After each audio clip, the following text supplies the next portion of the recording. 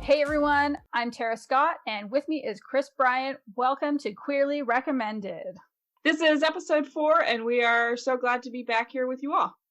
So we just wanted to pause again, just thank everyone who's subscribed. You know, we've been really thrilled with all of the responses we've been getting. Yes. And a special shout out to Fiona, Riley, and Cathy, Pegau. I'm so sorry if I pronounced your last name wrong.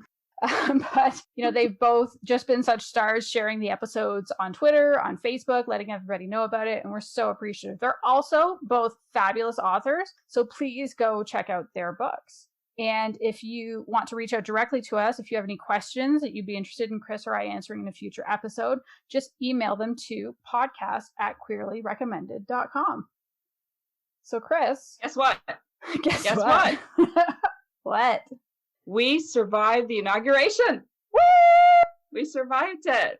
Mm-hmm. Yeah, I started watching from 6 a.m. in the morning until I think it was 11 at night. I watched the concert and then a couple of other things that happened afterwards, like recaps of the day.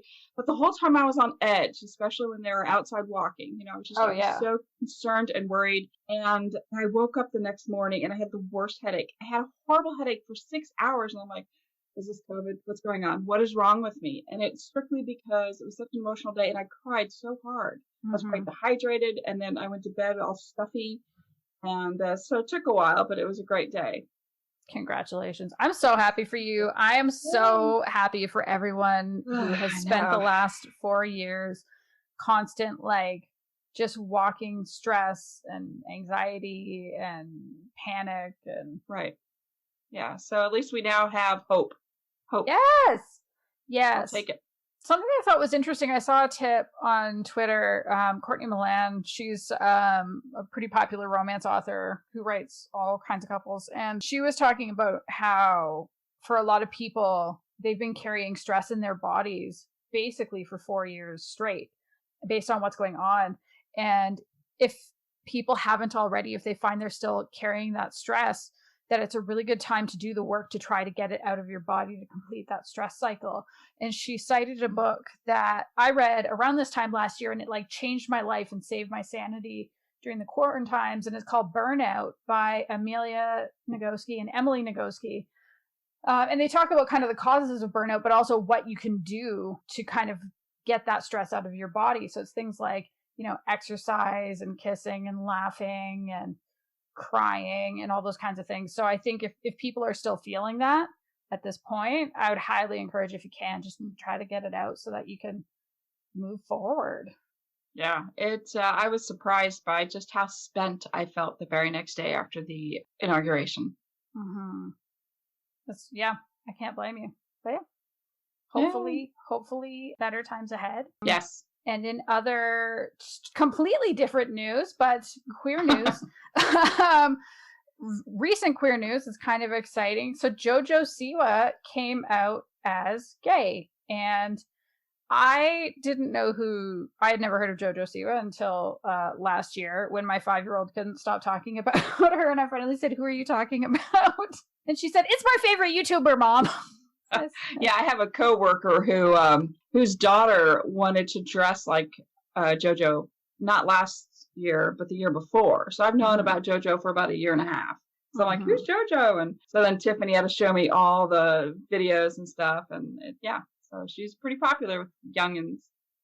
Right? And I just thought, like, how cool is that? And it gave me kind of another, I mean, I'm pretty open with my kids. I'm out. I'm obviously married to their dad, but they know that I'm also attracted to girls, and they also know that I'm like gender nonconforming. But it was kind of nice to have another example of a queer person that I could point to that they already know about. That they know, right?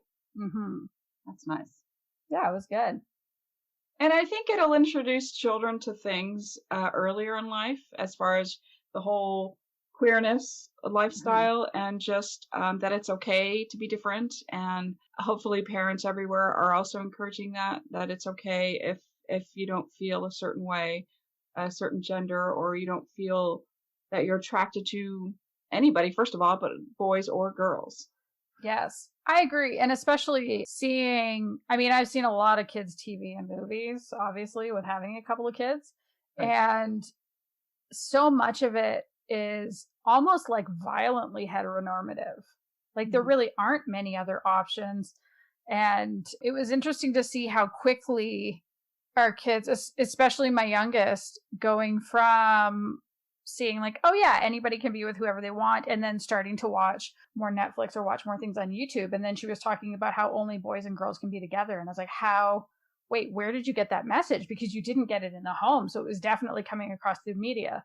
So I'm also hopeful that the more we see this show up through people being more authentic, like Jojo, Siwa, and then also hopefully coming up in more movies and TV shows, that it's not going to feel like the only option.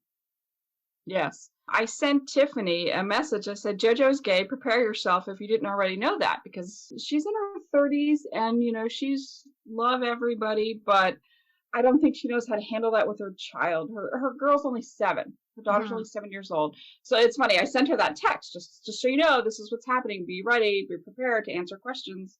And so she sends me a message back and she goes, this is the first time I'm hearing of it. Thanks for the heads up. Hilarious that Ayla actually had my phone the exact moment you sent that. So I basically told her daughter myself. Hooray, you did it. Yay, woo! Me ruining parenting again. So let's see. Let's rehash what we talked about last week just a little bit, because I know you had a big breakthrough this week. So tell us about Hades and how that run is going. Well, you see, it's like this. I kicked Hades' ass, is what I did. So I actually, since we last spoke, I actually started the whole game over from the beginning because I might have bought myself a Nintendo Switch Lite because I didn't want to share the family one anymore. Because I don't want to say I was like fighting with my kids over it, because I'm not going to do that. If they want to play Nintendo games, I'm 100% okay with that. I'd much rather they play that than Roblox, because I can't stand Roblox. Blank face. Yeah, it's this like, it's for kids and they can go in, there's all these games for them, but they want me to play too. And I was like, but what if I get a Switch and I play Animal Crossing with you instead of going on Roblox? Because Animal Crossing is fun and Roblox is not fun. And I'm not going to get into the depths of Roblox because I just don't want to be there. Don't be that person. So I've been encouraging them to play more. Like, I love that they both really like the idea of being gamer girls, and it's like, hey, if that's what you want to do, like, let's lean in, like, let's do it. We can get you more games like that. We can get them more kid appropriate games on the PS4 or the Xbox, like, no big deal. But then I realized that they were playing the Switch and I couldn't play the Switch, and I wanted to beat Hades and I couldn't do it. So I got myself a new one. It is the coral color. I love it very much. Nobody else can see this, but I'm going to hold it up for Kris. Look how cute that is. That is cute. It's super cute. And so, yeah, I've been playing Hades again. And it was funny. So I beat Hades once on the family Switch as well. And I reached out to Megan O'Brien because I was like, hey, did I see recently that you played this game too? And she's like, yeah, I did. It might be I think she said something like, it might be my game of the year. And she said it was like one of her top games of all time. And I totally see it now. But when I beat Hades the first time, I messaged her again and she was like, oh, congratulations. Now the real game begins. And I was like, what do you mean? And so it's very interesting because, like, you think, well, you beat the end boss. But in this game, you don't beat the end boss just once. You need to do it something like 10 times to get to the epilogue. And once you beat him the first time, it opens up all of these other game options. Like, we won't see you for 2 years. You might not. Wow. Yeah, I was surprised that how many people reached out on the tweets when you said that you had finished the game. Like, haha, yeah, no, you haven't. And so, yeah, we lost you. And the other thing that's interesting that I didn't know going into it is that there is some queerness in the game as well, because there are some love options so you play as Zagreus, son of Hades, and there are a few love options, and a couple of them are women, but one of them is a man, and you can actually romance all 3 of them if you want. And so that's what I'm going to do. I'm going to have a joyfully slutty glad Zagreus, because why not? I'm all for it. Yeah, it was pretty good. So, Kris, what have you been watching?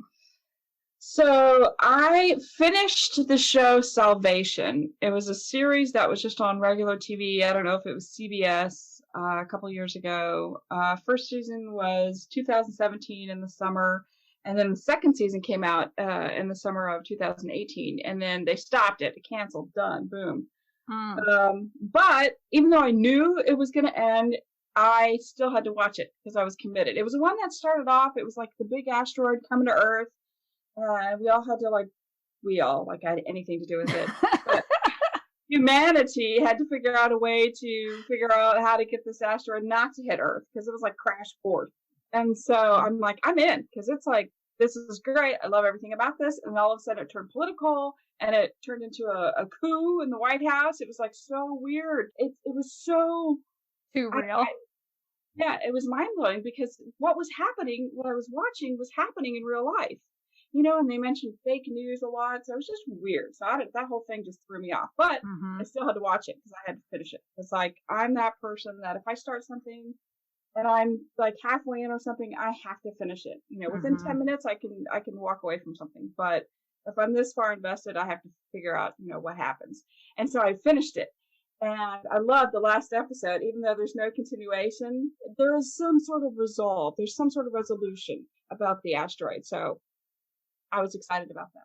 So I got to watch that. Good.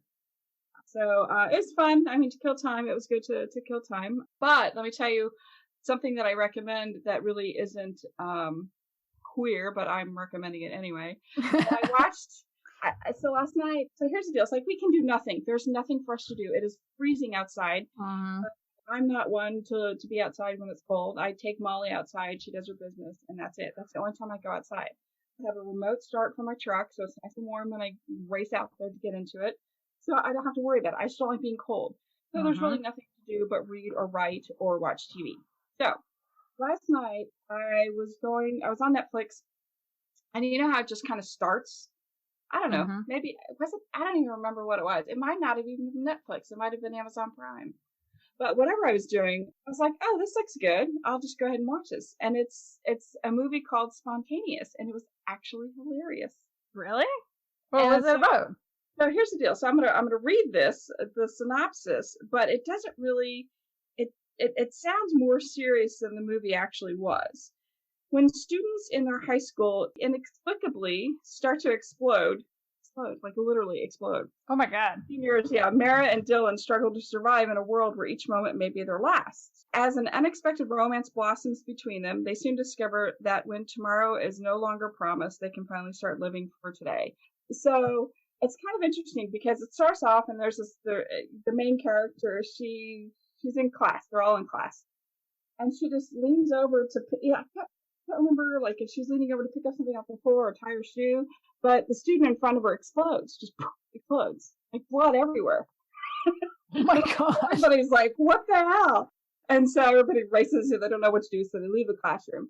And so then like every so often another student explodes, and it's the weirdest movie, but oh my God, the dialogue was hilarious. The dialogue is spot on. I love things.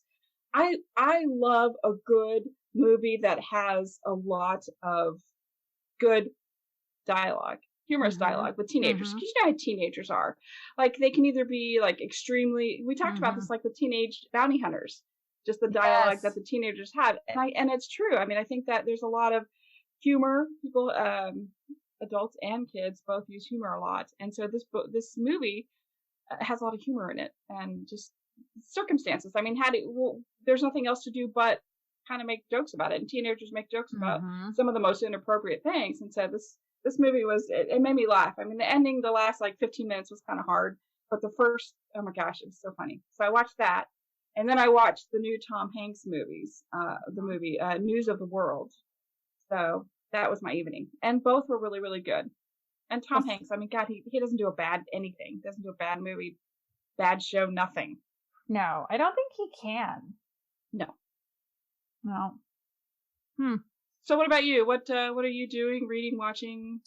I'm still watching RuPaul's Drag Race. It's very weird to go from how I was watching it before, which was it was all on Netflix or Amazon Prime, and I was just powering through each season, to now I have to wait week to week. I don't care for that aspect of things. Life before coronavirus. Everybody had to wait every week to see an episode, and all of a sudden, now we binge watch all these shows. It's gonna be hard to go back to the week series.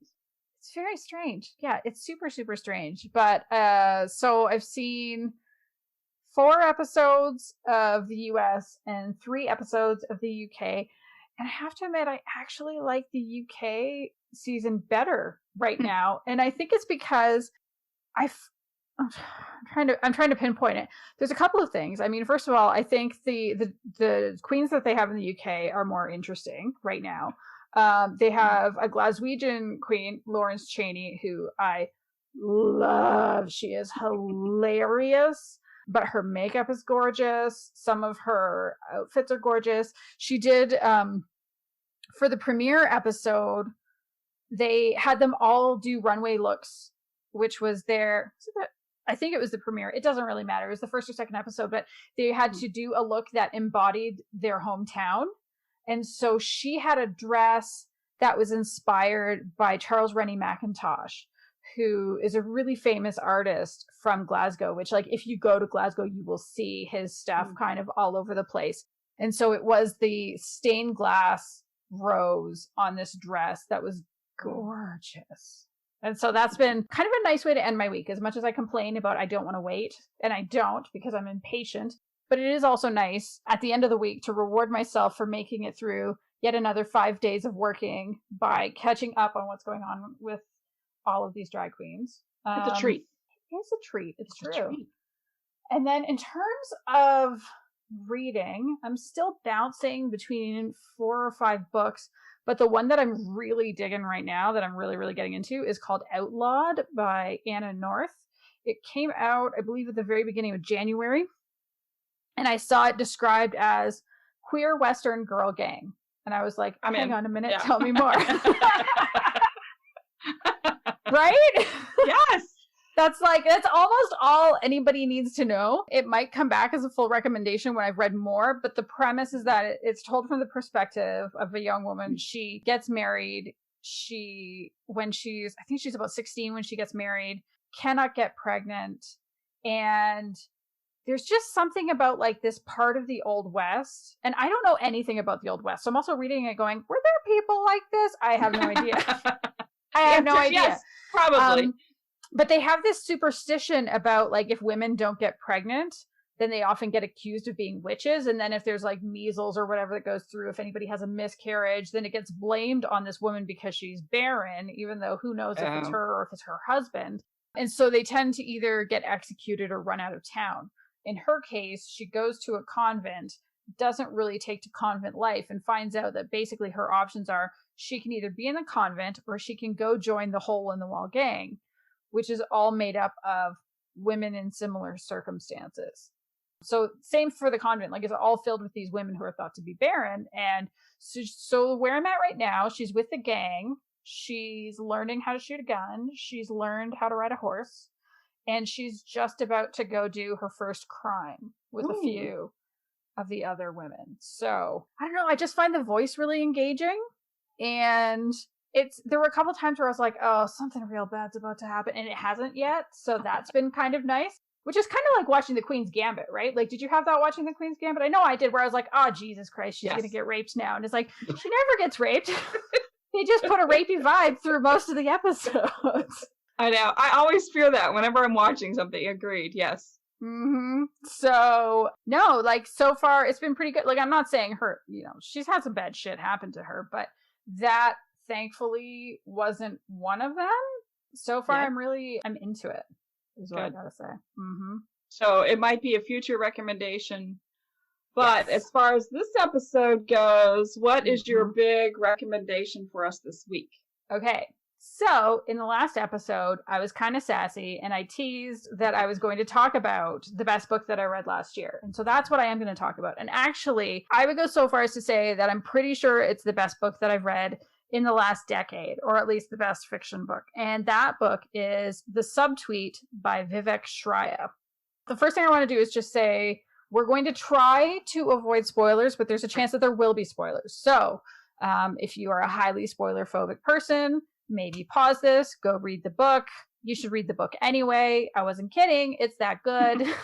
It is really good. So please do that. That right? I told Kris about it and she said, all right, I'll read it before the episode. So we are both ready to talk about this one. And I'm going to start with the blurb because this is one of the rare books where I actually like the blurb. I often disagree with blurbs or will fight with them because I think they are a lie, but this one did not feel like a lie to me. And the blurb says, everyone talks about falling in love, but falling in friendship can be just as captivating. When Neela Devaki's song is covered by internet famous artist Rukmini, the two musicians meet and a transformative friendship begins. But as Rukmini's star rises and Neela stagnates, jealousy and self-doubt creep in. With a single tweet, their friendship implodes, one career is destroyed, and two women find themselves at the center of an internet firestorm. This is one of those books where, like, I almost don't even know where to start. I want to say 10 things all at the same time because I'm equally excited about all these different things. So I think where I might actually start is the author. Part of why I was excited about this book is that it's by an Indian-Canadian trans woman, and she's just phenomenal. I also read, she had a nonfiction book that came out, I believe, last year or the year before called I'm Afraid of Men. That was excellent and talks a lot about like growing up as a boy in Canada and the transitioning experience and what that's been like. And it's tiny but super powerful, so that I had to keep putting it down all the time.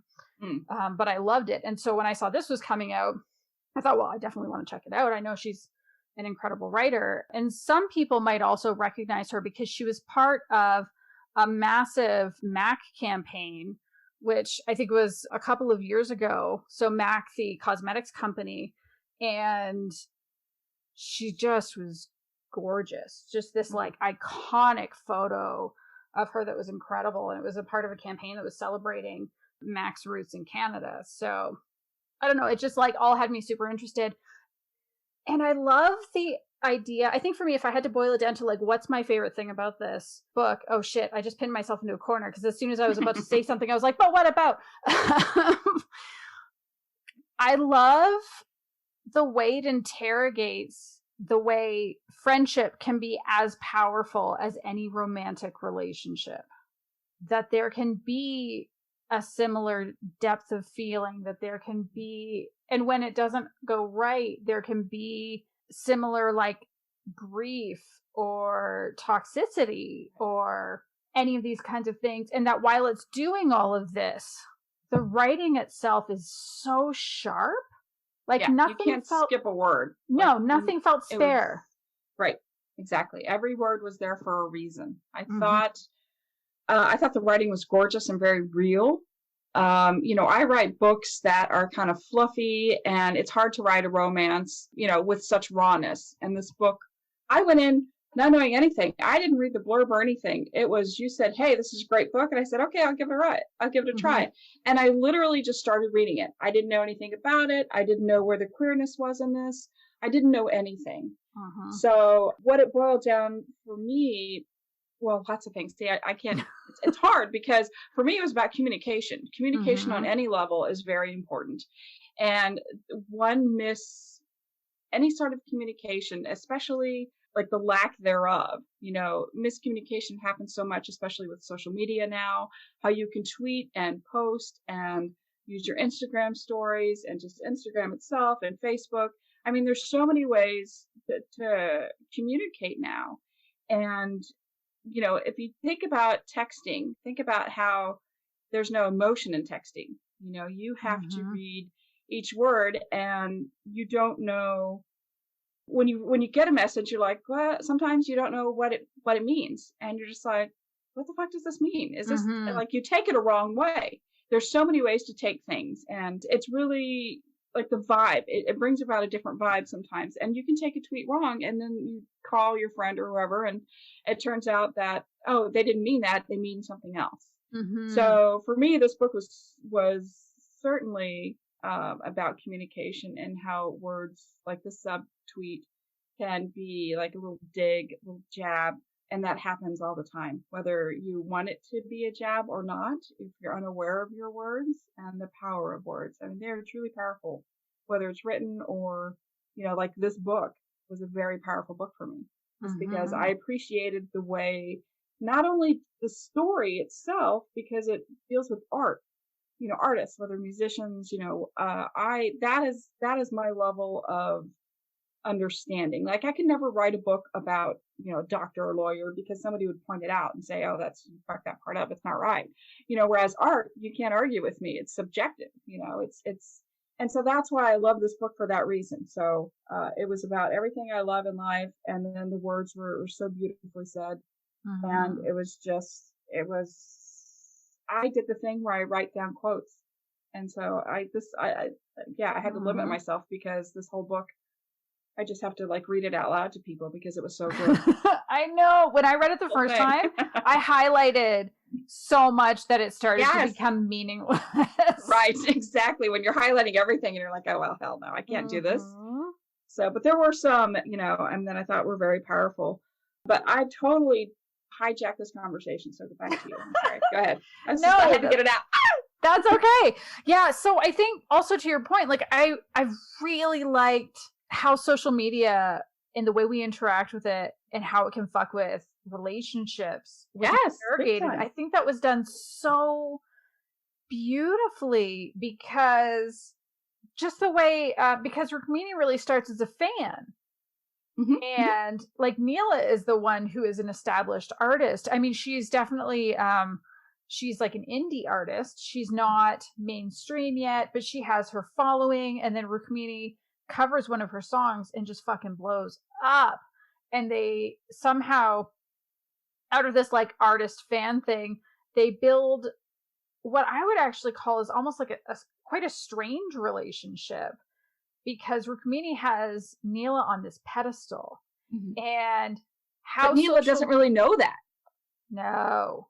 She doesn't know that. And then how it flips when Rukmini becomes famous. Mm-hmm. And Neela's not the famous one anymore, and how it goes from like Rukmini watching Neela's social media and wondering like, why don't you like any of my posts, to when Rukmini's the famous one and she's not as quick to respond to texts, and she's not necessarily engaging in the way on social media that Neela would have hoped she would. Like, that shift in power dynamic I found incredibly interesting. And the other thing that I thought was interesting too was, you know, there's a real interrogation in the book of brown women creating art that is largely being consumed by white people.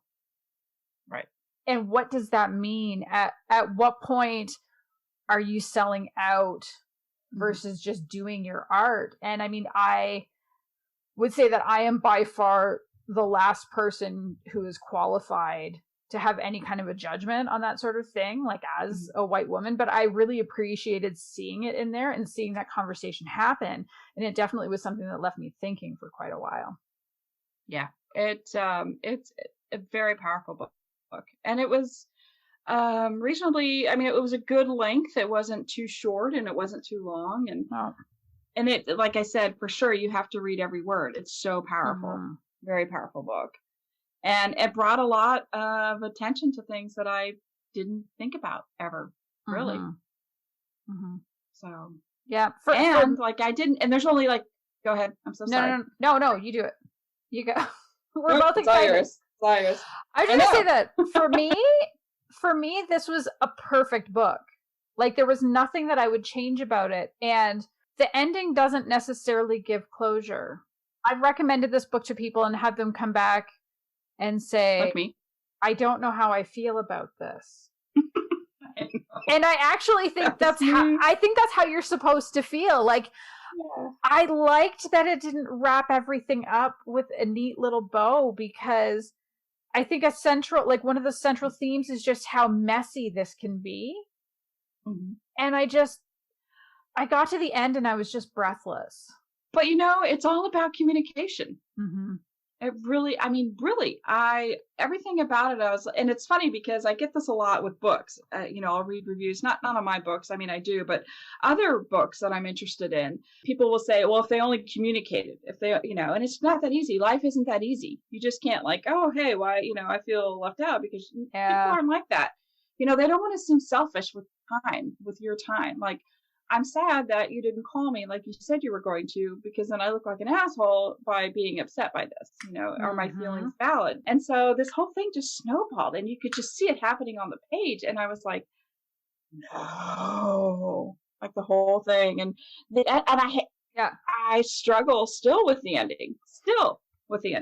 That's a great point, because I am exactly one of those reviewers who has called out books before, like specifically romances. I have called out before saying that I am frustrated because this all could have been solved with a simple conversation. And I do get that there are times when, but people don't have those conversations. And it's like, okay, but sometimes narratively speaking, like it just doesn't work as well when it's truly like a really simple conversation that could have been had.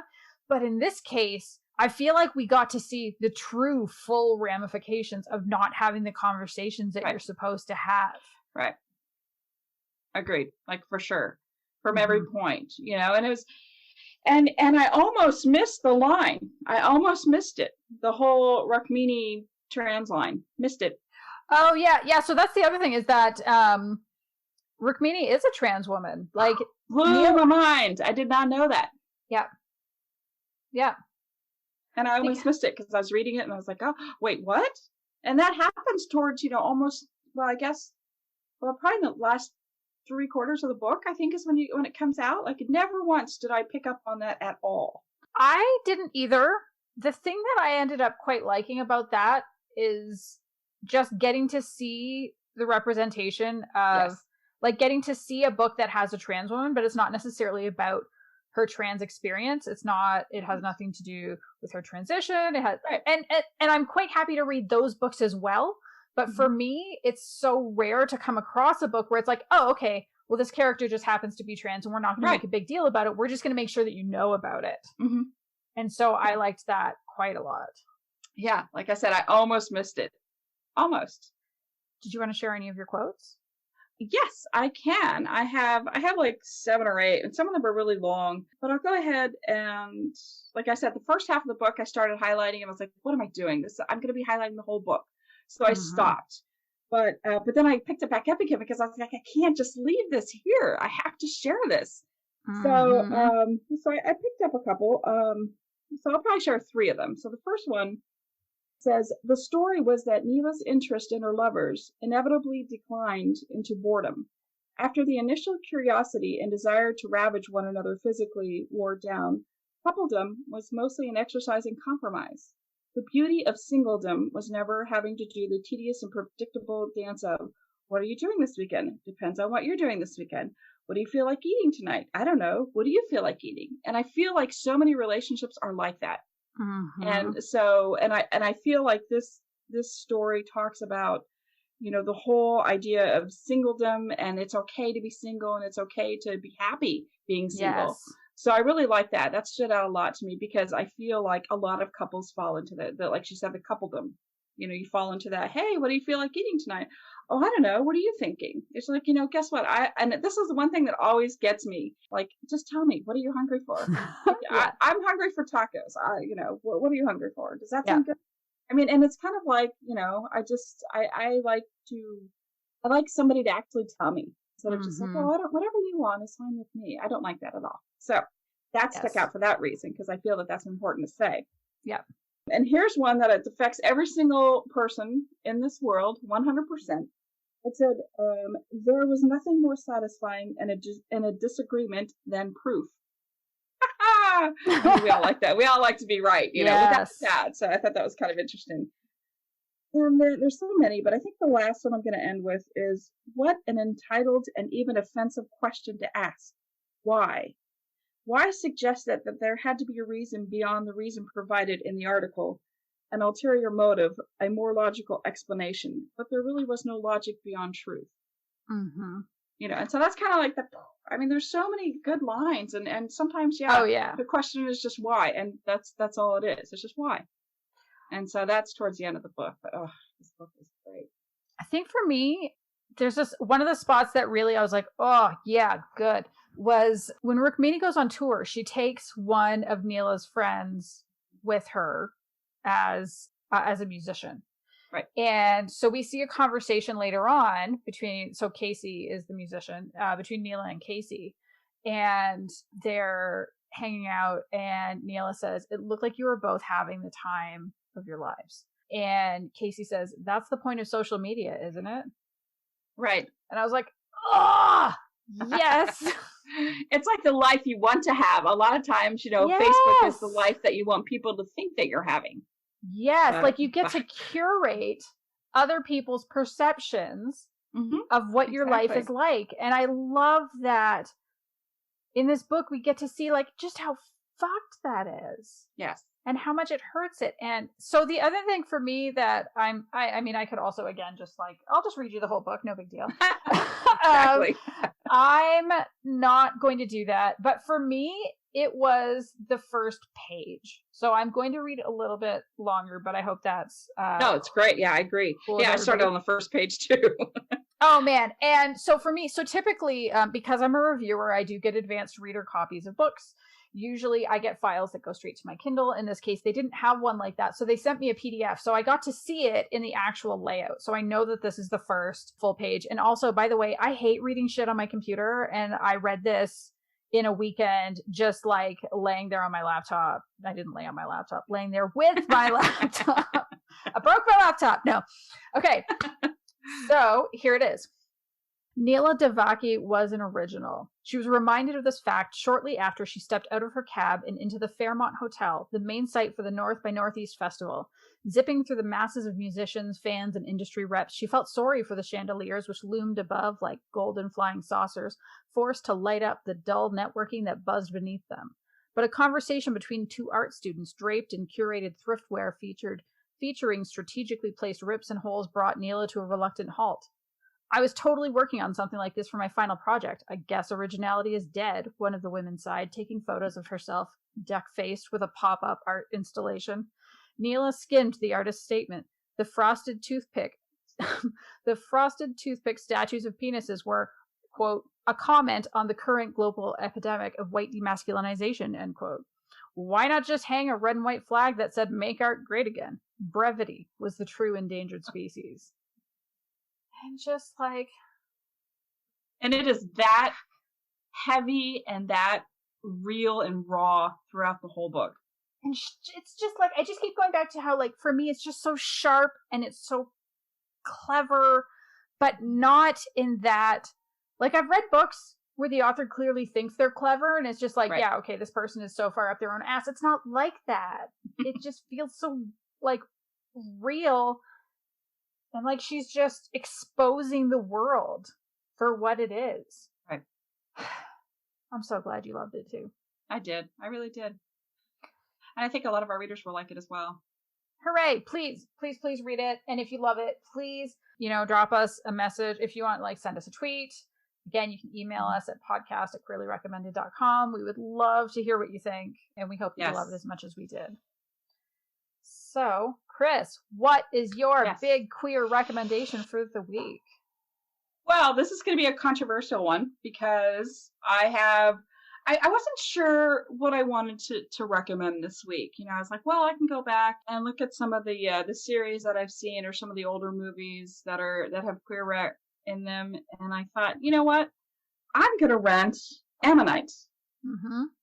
Directed by Francis Lee. And first of all, the reason why, first of all, is Kate Winslet. I think we all love Kate Winslet for a lot of reasons. I think she's a great actress, but I think she slips into character very well in all of the movies that she has.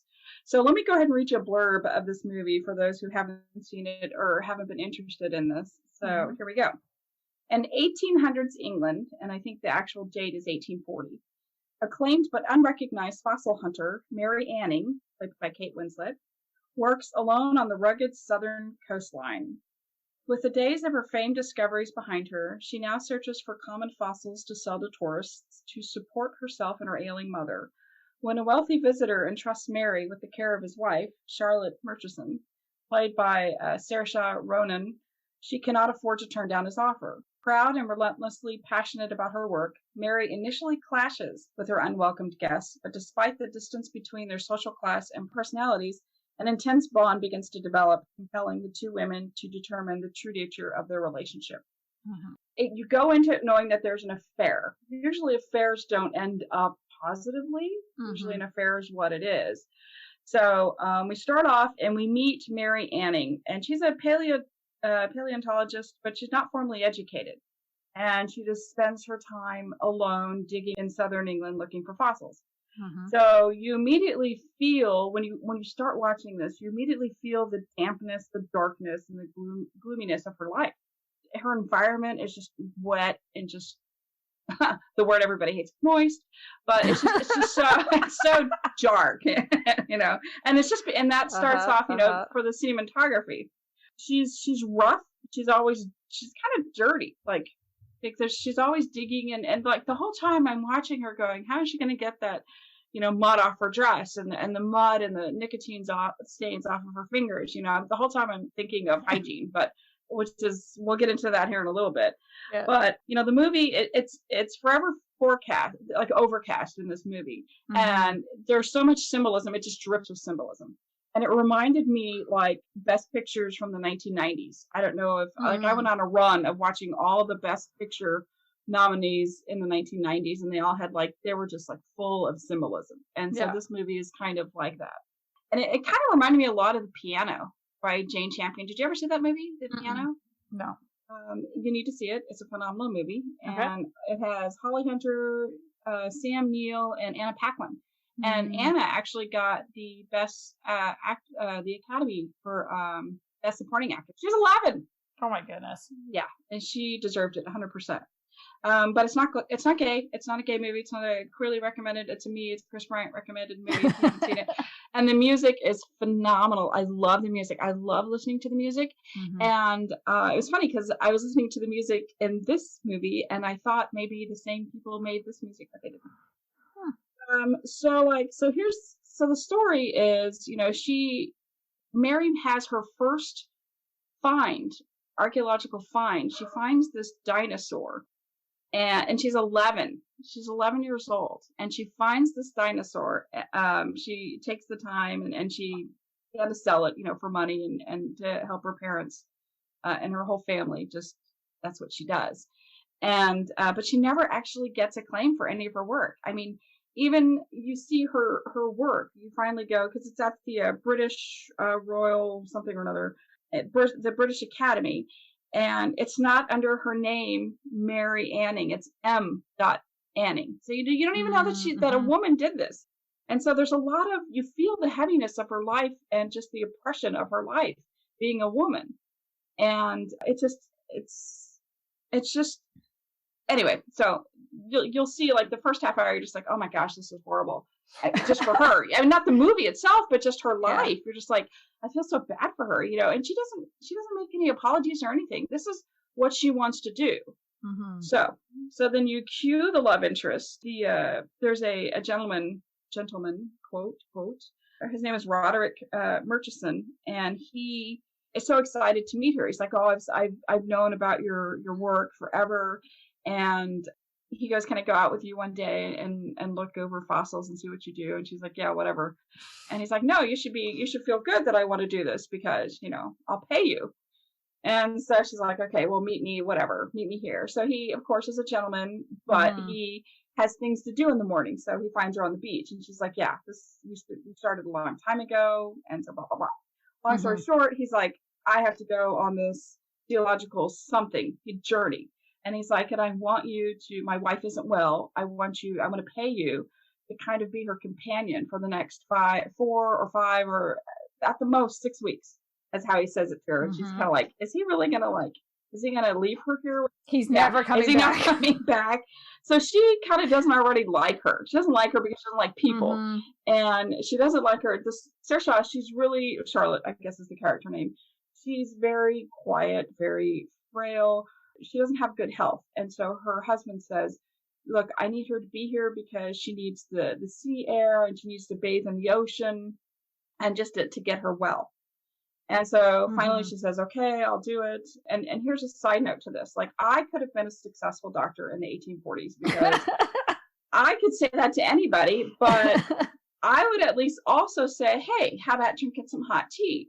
And how about fires? How about let's have lots of heat in houses? So like the whole time I watched this movie, I was cold, and I was thinking about how fortunate I am to have heat, running water, electricity. You know, it's one of those where you're just like, you're so thankful that you're in this time as opposed to back in 1840s. Yes. So I want to say, like, as far as the queerness, I'm trying to think how like the character Charlotte, she's very, you know, she doesn't feel well. And then when she starts feeling well, you can see that she has affection and attraction towards Mary. And so the first time they kiss, you're just like, wait, what? Because it's, you know, and I always talk about chemistry. Chemistry is very, very big for me. Yeah. Like, I need to feel it. I need to see that kiss. I need to feel it.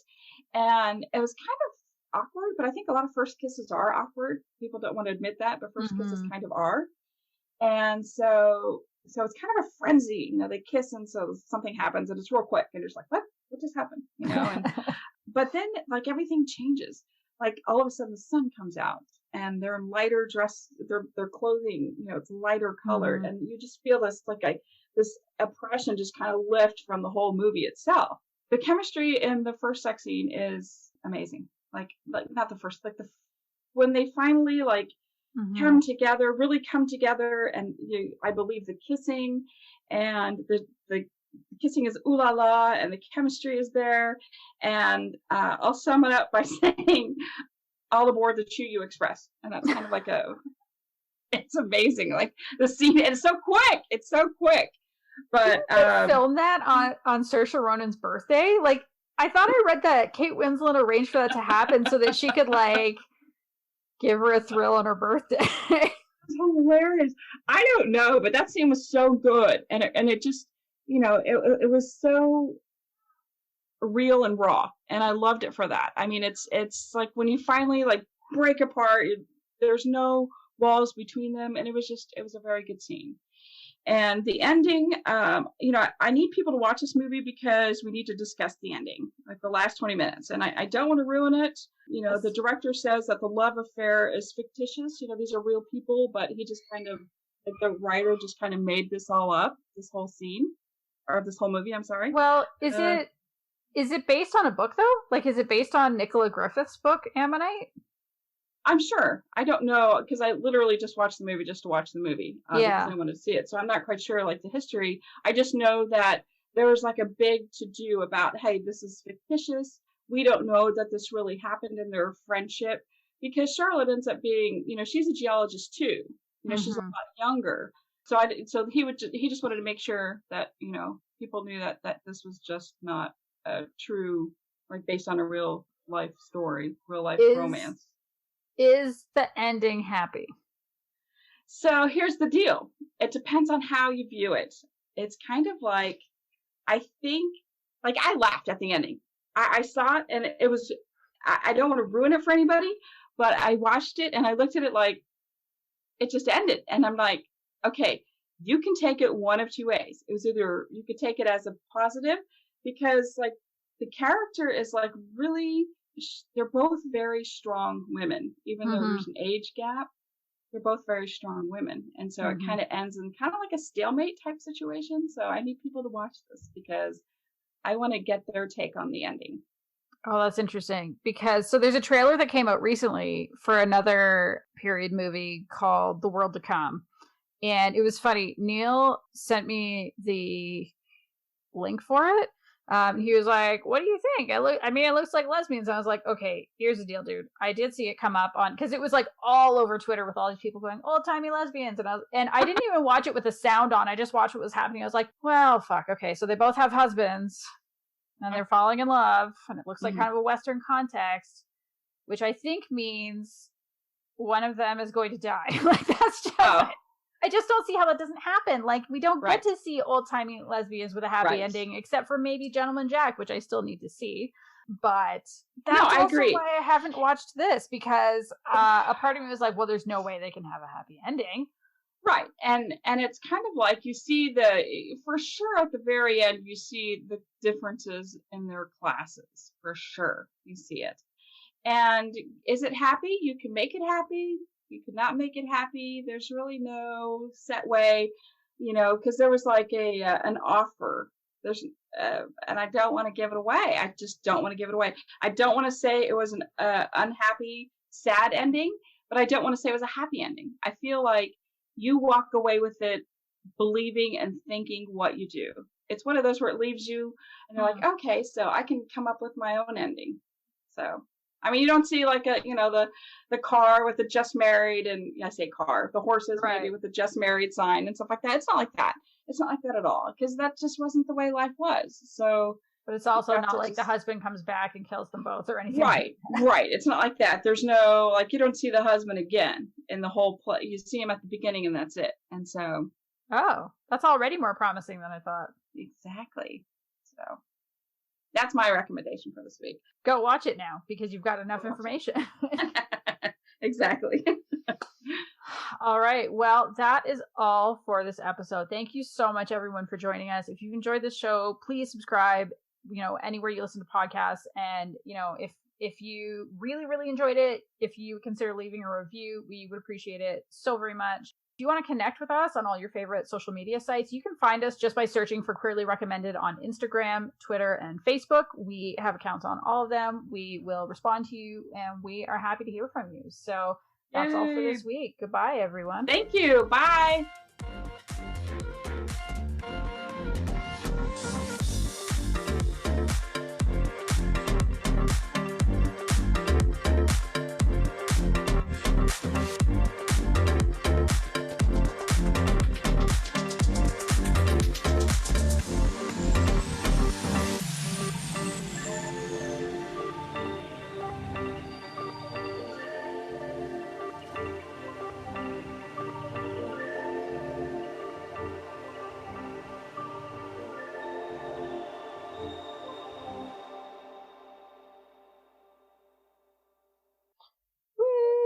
Okay, now tell me that ending.